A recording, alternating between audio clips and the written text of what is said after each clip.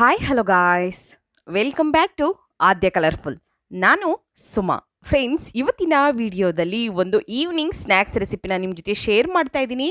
ಹೋಟೆಲ್ಗಿಂತಲೂ ರುಚಿಯಾಗಿ ಗರಿಗರಿಯಾದ ಉದ್ದಿನ ವಡಾನ ಖಂಡಿತ ಮನೆಯಲ್ಲೇ ನೀವು ಮಾಡಬಹುದು. ತುಂಬ ಈಸಿಯಾಗಿ ಕ್ರಿಸ್ಪಿಯಾಗಿರುವಂತಹ ಒಂದು ಉದ್ದಿನ ಬೆಳೆಯ ಒಂದು ಮೆದು ವಡಾನ ಖಂಡಿತ ತಯಾರಿಸಿ ನೋಡಿ. ಸೊ ಈ ಒಂದು ವಡೆ ಮಾಡೋದಕ್ಕೆ ಮೊದಲನೇದಾಗಿ ಇಲ್ಲಿ 1 ಕಪ್ ಆಗುವಷ್ಟು ನಾನು ಉದ್ದಿನ ಬೇಳೆನ ತೊಗೊಂಡಿದ್ದೀನಿ. ಉದ್ದಿನ ಬೇಳೆ ಅಥವಾ ಉದ್ದಿನ ಕಾಳು ಯಾವುದನ್ನು ಬೇಕಿದ್ರೂ ತೊಗೊಳ್ಬಹುದು. ಸೊ ಫ್ರೆಂಡ್ಸ್, ನೀವು ಯಾರಾದರೂ ಫಸ್ಟ್ ಟೈಮ್ ನನ್ನ ಚಾನಲ್ಗೆ ವಿಸಿಟ್ ಮಾಡಿದರೆ ಪ್ಲೀಸ್ ನನ್ನ ಚಾನಲ್ನ ಸಬ್ಸ್ಕ್ರೈಬ್ ಮಾಡ್ಕೊಳ್ಳಿ, ಹಾಗೆ ಲೈಕ್ ಮಾಡಿ ಮತ್ತು ಶೇರ್ ಮಾಡಿ ಫ್ರೆಂಡ್ಸ್.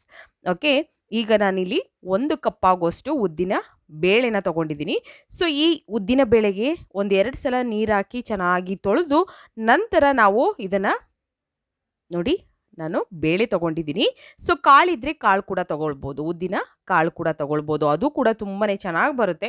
ಸೊ ಕೆಲವೊಂದು ನಾನು ವಡೆ ಮಾಡಬೇಕಾದ್ರೆ ಕೆಲವೊಂದು ರೆಸಿಪಿಗಳಲ್ಲಿ ಖಂಡಿತ ಉದ್ದಿನ ಕಾಳನ್ನು ಕೂಡ ಉಪಯೋಗಿಸಿದ್ದೀನಿ, ತುಂಬಾ ಚೆನ್ನಾಗಿರುತ್ತೆ. ಸೊ ಉದ್ದಿನ ಬೇಳೆ ನಾನು ಈಗ ಚೆನ್ನಾಗಿ ವಾಶ್ ಮಾಡಿ ಇದನ್ನು ಒಂದು 12 ಗಂಟೆ ಟೈಮ್ ಇದ್ದರೆ, 12 ಗಂಟೆ ಅಂದರೆ ನೈಟ್ ಪೂರ್ತಿ ಇದನ್ನು ನೆನೆಯಲಿಕ್ಕೆ ಬಿಟ್ಬಿಡಿ. ರಾತ್ರಿ ನೆನೆ ಹಾಕಿದ್ರೆ ನೀವು ಬೆಳಿಗ್ಗೆ ಬ್ರೇಕ್ಫಾಸ್ಟಿಗೆ ಇಡ್ಲಿ ಜೊತೆ ಈ ಒಂದು ವಡೆ ಕೂಡ ತಯಾರಿಸ್ಕೋಬೋದು.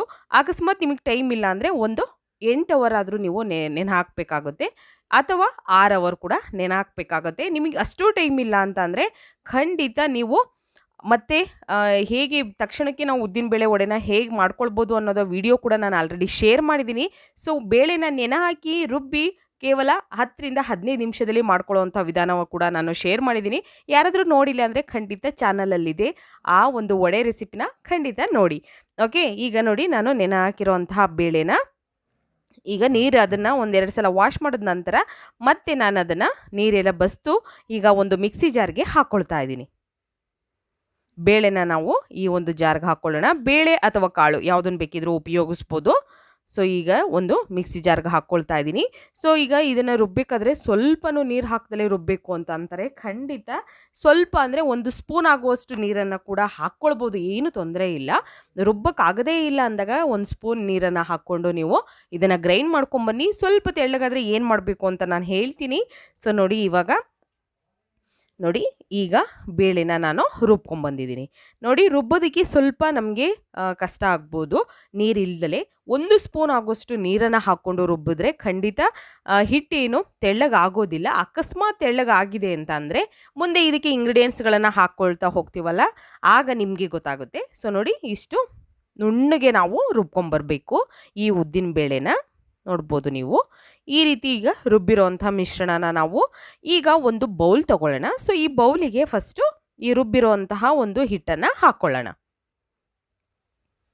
ನೋಡಿ, ಇದಕ್ಕೆ ಹಾಕ್ಕೊಳ್ತಾ ಇದ್ದೀನಿ ಇವಾಗ ನಾನು.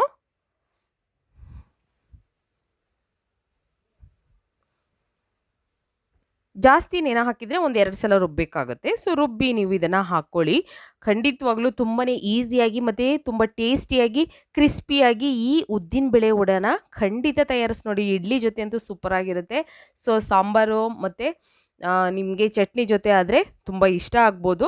ಸೊ ಈಗ ಇದಕ್ಕೆ ಒಂದು 2 ಸ್ಪೂನ್ ಆಗುವಷ್ಟು ನಾನು ಅಕ್ಕಿ ಹಿಟ್ಟನ್ನು ಹಾಕ್ಕೊಳ್ತಾ ಇದ್ದೀನಿ. ಅಕ್ಕಿ ಹಿಟ್ಟನ್ನು ಹಾಕಿ ಖಂಡಿತ ವಡೆ ತಯಾರಿಸಿ, ಎಷ್ಟು ಕ್ರಿಸ್ಪಿಯಾಗಿ ಬರುತ್ತೆ ಅಂತ ಅದನ್ನು ಹೇಳೋಕ್ಕೆ ಅಸಾಧ್ಯ. ತುಂಬಾ ಚೆನ್ನಾಗಿ ಬರುತ್ತೆ, ತುಂಬಾ ಈಸಿಯಾಗಿ ಮಾಡುವಂಥ ಒಂದು ವಿಧಾನ.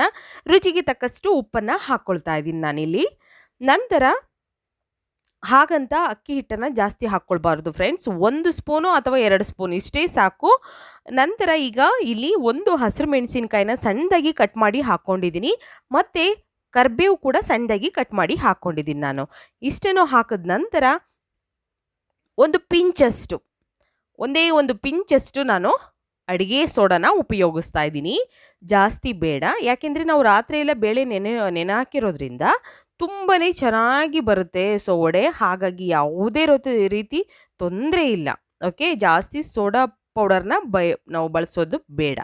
ನಂತರ ಈಗ ನೋಡಿ, ಈ ರೀತಿ ನಾನು ಮಿಕ್ಸ್ ಮಾಡ್ಕೊಳ್ತಾ ಇದ್ದೀನಿ. ಚೆನ್ನಾಗಿ ಇದನ್ನು ಮಿಕ್ಸ್ ಮಾಡಬೇಕು, ನಾವು ಚೆನ್ನಾಗಿ ಬೀಟ್ ಮಾಡಬೇಕು.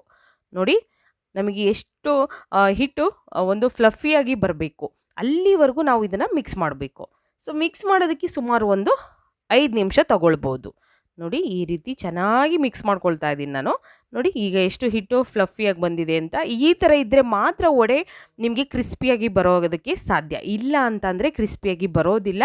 ಮತ್ತು ಅದು ಮಾಮೂಲಿ ನಾವು ಬೋಂಡ ಬಜ್ಜಿ ಮಾಡ್ತೀವಲ್ಲ ಆ ಥರ ಅನ್ನಿಸ್ಬಿಡುತ್ತೆ. ಫ್ಲಫಿಯಾಗಿದ್ದರೆ ವಡೆ ಸೂಪರಾಗಿ ಬರುತ್ತೆ, ಉಬ್ಬಿ ಬರುತ್ತೆ. ನೋಡಿ ಈಗ ಈ ರೀತಿ ಆಗಿರಬೇಕು ಹಿಟ್ಟು. ನೋಡಿದ್ರಲ್ಲ, ಇದಕ್ಕೆ ಜಾಸ್ತಿ ಇಂಗ್ರೀಡಿಯೆಂಟ್ಸ್ ಏನೂ ಉಪಯೋಗಿಸ್ತಿಲ್ಲ. ಮತ್ತು ವಡೆ ಹಾಕೋ ವಿಧಾನ ತುಂಬ ಈಸಿಯಾಗಿ ಮಾಡುವಂಥ ವಿಧಾನವನ್ನು ತಿಳಿಸ್ಕೊಡ್ತಾ ಇದ್ದೀನಿ ನಾನು. ಇಲ್ಲಿ ಒಂದು ಸೌಟು ಸಾಂಬಾರಿಗೆ ಬಳಸ್ತೀವಲ್ಲ, ಈ ಸೌಟನ್ನು ತಗೊಂಡು ನಾವು ಹಿಂದಗಡೆ ಸ್ವಲ್ಪ ನೀರನ್ನು ಹಚ್ಚಿ ನೋಡಿ ಈ ಥರ ಹಿಟ್ಟನ್ನು ಮೇಲೆ ಹಾಕ್ಕೊಳ್ಳಿ. ನಾವು ಈ ಸುಮಾರು ಸಲ ವಡೆ ಹಾಕೋದಕ್ಕೆ ಸ್ವಲ್ಪ ಹೆದರ್ಕೊಳ್ತೀವಿ, ಯಾಕೆಂದರೆ ಎಣ್ಣೆ ಸಿಡಿಯೋ ಚಾನ್ಸಸ್ ಇರುತ್ತೆ ಅಂತ. ಹಾಗಾಗಿ ಈ ಥರ ನೀವು ಯಾವುದೇ ಒಂದು ನೋಡಿ ಇಲ್ಲಿ ಈ ಥರ ಸ್ವಲ್ಪ ಹೋಲ್ ಮಾಡೋದು. ಓಕೆ, ನೋಡಿ ನಾವು ಸಾಂಬಾರಿಗೆ ಬಳಸೋವಂತಹ ಒಂದು ಸೌಟು ಅಥವಾ ಬೋಂಡ ತೆಗಿತೀವಲ್ಲ ಅದನ್ನು ಕೂಡ ಉಪಯೋಗಿಸಿ ನೀವು ಈ ಥರ ವಡೆನ ಹಾಕ್ಕೊಳ್ಬೋದು. ಅಥವಾ ಕೈಯಿಂದನೇ ಮಾಡಿ ಹಾಕ್ಕೊಳ್ತೀವಿ ಅಂದರೆ ಖಂಡಿತ ಕೈಯಿಂದಲೂ ಕೂಡ ಮಾಡಿ ಹಾಕ್ಕೊಳ್ಬೋದು, ಏನೂ ತೊಂದರೆ ಇಲ್ಲ. ಸೊ ಕಾಯೋದಕ್ಕೆ ಎಣ್ಣೆ ಇಟ್ಟಿದೆ, ಮೀಡಿಯಮ್ ಆಗಿ ಎಣ್ಣೆ ಕಾದಿದೆ. ಇವಾಗ ನಾವು ಇದನ್ನು ವಡೆಗಳನ್ನು ಒಂದೊಂದಾಗಿ ಹಾಕ್ಕೊಳ್ಳೋಣ. ನೋಡಿ ಇವಾಗ ನಾನು ಈ ರೀತಿಯಾಗಿರುವಂತಹದ್ದನ್ನು ಹಾಕ್ಕೊಳ್ತೀನಿ. ಈಗ ಹೀಗೆ ಅದಕ್ಕೆ ನಾವು ಎಣ್ಣೆಯಲ್ಲಿ 1 ಸೆಕೆಂಡು ಹಾಗೆ ಇಟ್ಕೊಂಡ್ರೆ ಅದೇ ಬಿಟ್ಕೊಳ್ಳುತ್ತೆ, ಏನೂ ತೊಂದರೆ ಇಲ್ಲ, ಆರಾಮಾಗಿ ಬಿಟ್ಕೊಳ್ಳುತ್ತೆ. ನೋಡಿ ಅದೇ ಬಿಟ್ಕೊಳ್ಳುತ್ತೆ, ನಾವು ಅದಕ್ಕೆ ಕಷ್ಟಪಡೋದೇ ಬೇಡ. ತುಂಬಾ ಈಸಿಯಾಗಿ, ಮತ್ತು ನಿಮಗೆ ಭಯನೂ ಇರೋದಿಲ್ಲ, ಎಣ್ಣೆ ಸಿಡಿಯುತ್ತೆ ಅನ್ನೋ ಭಯನೂ ಇರೋದಿಲ್ಲ. ಹಾಗಾಗಿ ನೀವು ಆದಷ್ಟು ಈ ಥರ ಒಂದು ಸೌಟು ಅಥವಾ ಯಾವುದಾದ್ರೂ ಬೇರೆ ಒಂದು ಕೈಯಿಂದ ಈ ಥರ ನೀವು ಹಾಕ್ಕೊಳ್ಬೋದು, ಏನೂ ತೊಂದರೆ ಇಲ್ಲ. ನೋಡಿ ಅದೇ ಆಗಿ ಬಿಟ್ಕೊಳ್ಳುತ್ತೆ. ಸೊ ಈ ರೀತಿಯಾಗಿರುವಂತಹ ವಡೆಗಳನ್ನು ಇವಾಗ ನಾವು ಒಂದು 4-5 ವಡೆಗಳನ್ನು ಹಾಕ್ಕೊಳ್ತೀನಿ. ಹತ್ತತ್ರ ಹಾಕ್ಕೊಬೇಡಿ, ಸ್ವಲ್ಪ ದೂರನೇ ಹಾಕ್ಕೊಳ್ಳಿ, ಏಕೆಂದರೆ ಒಂದಕ್ಕೊಂದು ಅಂಟ್ಕೊಳ್ಳೋವಂಥ ಚಾನ್ಸಸ್ ಇರುತ್ತೆ. ಹಾಗಾಗಿ ಸ್ವಲ್ಪ ದೂರ ಹಾಕ್ಕೊಂಡು ನಾವು ನೀಟಾಗಿ ಇದನ್ನು ಬೇಯಿಸ್ಕೊಳ್ಬೇಕು.